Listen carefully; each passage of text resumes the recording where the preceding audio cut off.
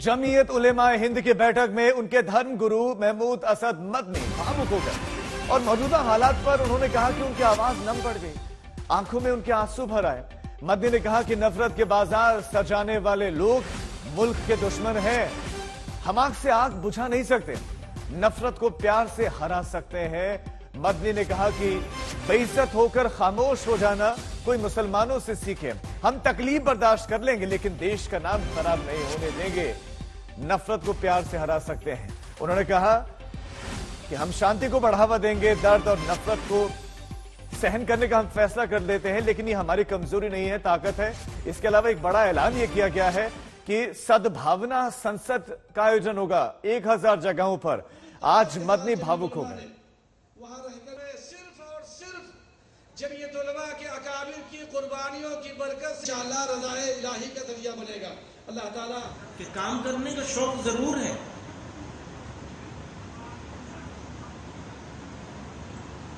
लेकिन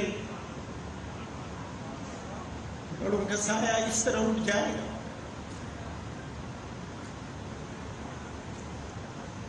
जब हमें जरूरत है तो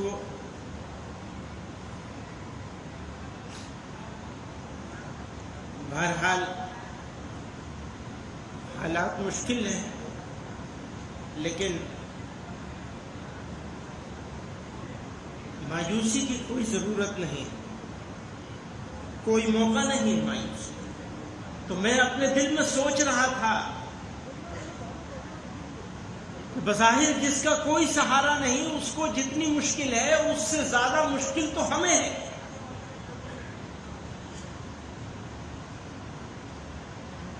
ये तो हमारा जिगर जानता है कि हमारी क्या मुश्किल है, किसी और को क्या समझ में आएगा। बातें तो बहुत लोग राष्ट्र निर्माण की, राष्ट्र रक्षा की, राष्ट्र सुरक्षा की करते हैं,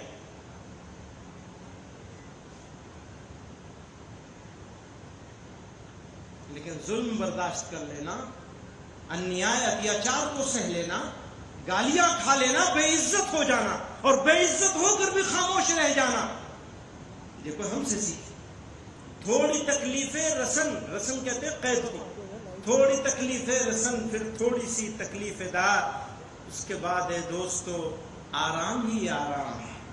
अपनी ही बस्ती में हमसे, अपनी ही बस्ती के लोग, अपनी ही बस्ती, आज तो ऐसी हालत हो गई है, अपनी ही बस्ती में हमसे, अपनी ही बस्ती के लोग पूछते हैं कौन सी बस्ती के हो, क्या नाम, अजनबी बना दिया। मुल्क का तसव्वुर, बात एकता और अखंडता की बात करते हैं, देश के अखंड भारत बनाने की बात करते हैं, और मुल्क के मुसलमानों का रास्ता चलना दुश्वार कर दिया। वो कौन सी अखंडता, किस अखंड भारत की बात कर रहे हैं। इसीलिए मैं उनको दोस्तों से कहता हूं, आप मुल्क के साथ दुश्मनी कर रहे हैं, प्लीज वापस पलट के देखिए आप क्या खो रहे हैं और क्या पा रहे हैं।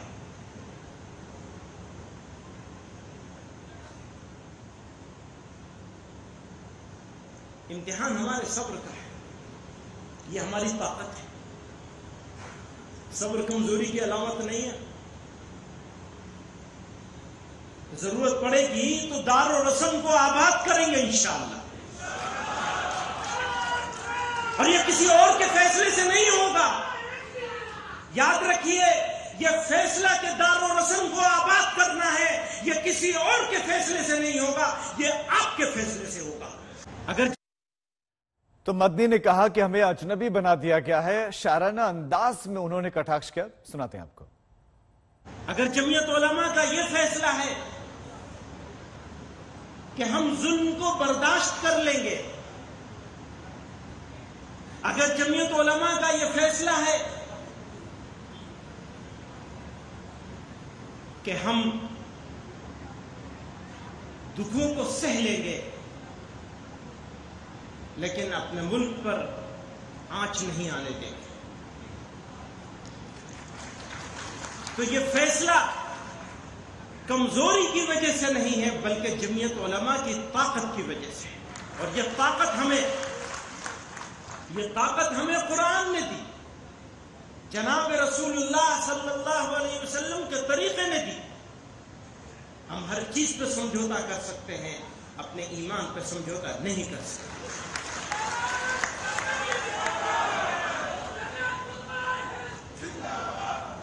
हमारा ईमान हमको ये बताता है, ये सिखाता है। हमारा ईमान हमको उस रास्ते पे ले जाता है कि हमें मायूस नहीं होना है।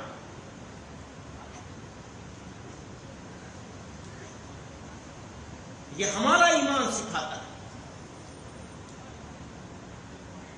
वरना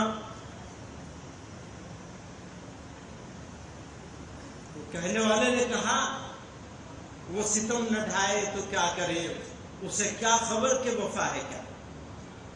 वो सितम न ढाए तो क्या करे, उसे क्या खबर के वफा है क्या। तू उसी को प्यार करे है क्यों, ये कलीम तुझको हुआ है क्या। तू रईस शहर सितम गरा, मैं गदाए कूच ए आशिक। तू रईस शहर सितम गरा, मैं गदाए कूच ए आशिका। तू अमीर है तो बता मुझे, मैं गरीब हूं तो बुरा है क्या। तू जफा में मस्त है रोज शब, गौर कीजिएगा, तू जफा में मस्त है रोज शब। मैं कफन बदोश गजल बलब, तेरे रोब हुस्न से चुप है सब। मैं भी चुप रहूं तो मजा है क्या। तो मदनी का अंदाज शायराना रहा, लेकिन उससे पहले वो भावुक भी हो गए थे। और इस वक्त हमारे संवाददाता तंजीम हैदर हमारे साथ जुड़ गए ज्यादा जानकारी के साथ। आज की इस जो है बैठक में कुल मिलाकर फैसला क्या क्या लिया गया, क्या निर्णय लिया गया, क्या क्या करेंगे आगे।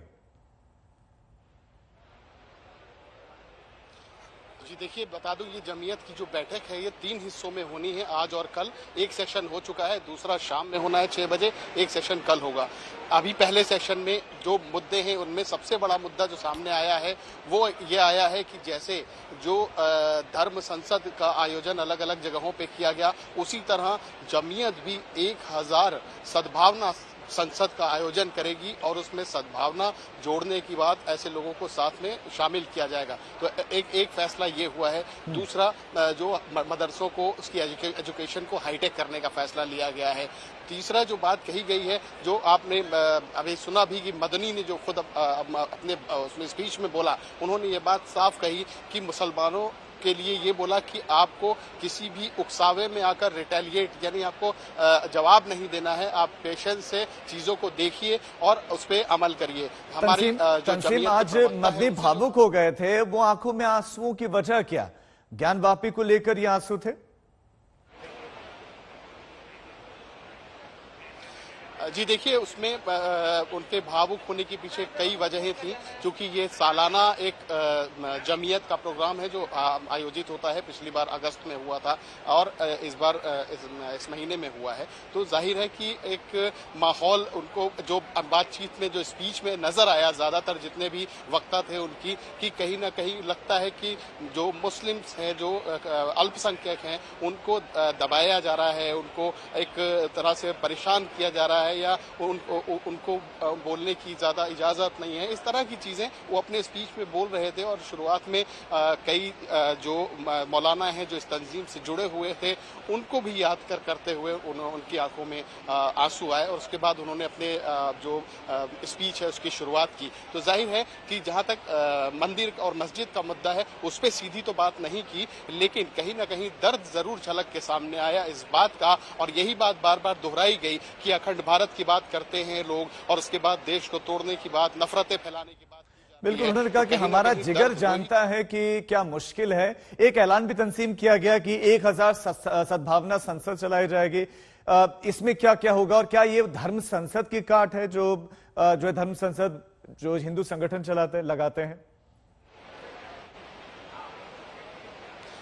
जी बिल्कुल ठीक उसी तरह से इनका कहना ये था, इनका पक्ष ये है जमीयत का कि जिस तरीके से धर्म संसद में हेट स्पीच की बात होती है या नफरतों की बात की गई कई जगहों पे, हम उससे उलट सद्भावना संसद की बात करेंगे, जहां सद्भावना की बात करेंगे, मोहब्बत की बात करेंगे, एक दूसरे से जोड़ने की बात करेंगे, तमाम धर्मों को एक साथ जिस तरीके से मैं तंसीम आपके पास लौट रहा हूँ। बीजेपी के वरिष्ठ नेता इस वक्त हमारे साथ जुड़ गए हैं, मोहसिन रजा साहब। मोहसिन रजा जी वो कह रहे हैं कि हमारा जिगर जानता है कि क्या मुश्किल है, इस्लाम जो है इस्लामोफोबिया है, लेकिन इस्लामोफोबिया कैसे?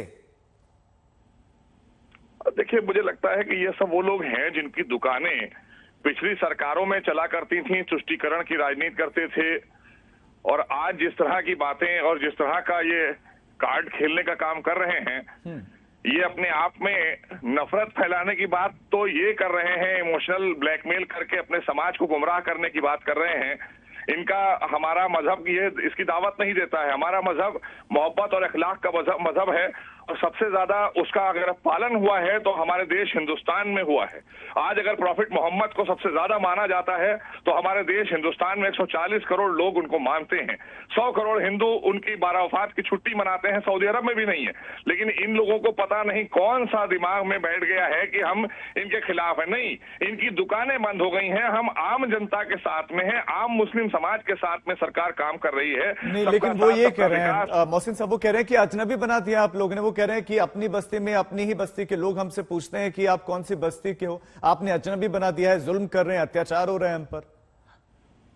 देखिए, ये अपने आप में वो लोग जरूर सवाल कर सकते हैं जिन्होंने अपने ही समाज के लोगों को लूटने का काम किया था पिछली सरकारों में। आज सबको न्याय मिल रहा है और उत्तर प्रदेश और देश के अंदर न्यायपूर्ण सरकार चल रही है और सबके हितों का काम हो रहा है। अगर मकान बन के भी मिल रहे हैं लोगों को, गरीबों को, तो उसमें सभी वर्ग और सभी समाज के लोगों को मिल रहे हैं। अगर राशन बंट रहा है तो सभी वर्ग और सभी समाज के लोगों को, 80 करोड़ लोगों को देश में राशन माननीय प्रधानमंत्री आदरणीय योगी जी के मोदी जी के नेतृत्व में मिला। तो इसलिए इस तरह की चीजें जो निकल कर आ रही हैं, ये इनकी अपनी निजी स्वार्थ की, ये जैसे कभी पर्सनल लॉ बोर्ड बैठ जाता है। देश के संविधान में विश्वास रखिए ना, आपको पर्सनल लॉ बनाने की जरूरत नहीं पड़ेगी। आपका देश के संविधान में विश्वास नहीं है, आप यहाँ शरिया कानून अगर लाने की बात सोचते हैं तो ये तो आपकी ये कल्पना हो सकती है, वो साकार नहीं होने वाली हिंदुस्तान में। उस कल्पना से बाहर निकलिए, आप अपने मजहब का उद्देश्य मानिए, उसके उद्देश्य को पढ़िए। आप अपना उद्देश्य मत चलाइए ना, ये तो अपना उद्देश्य चलाते हैं। चंद लोग खड़े हो गए, ये सारे मुसलमानों के ठेकेदार बन के ऐसा बता के चलते हैं। राज्यसभा भेज दीजिए, अभी ठीक हो जाएंगे, अभी आपकी भाषा बोलने लगेंगे, अभी ये बिल्कुल सेकुलर हो जाएंगे, फिर इन्हें कोई भेदभाव नहीं नजर आएगा। क्योंकि ये सब चीजें पहले की सरकारों में इनको महिमा मंडित किया गया था।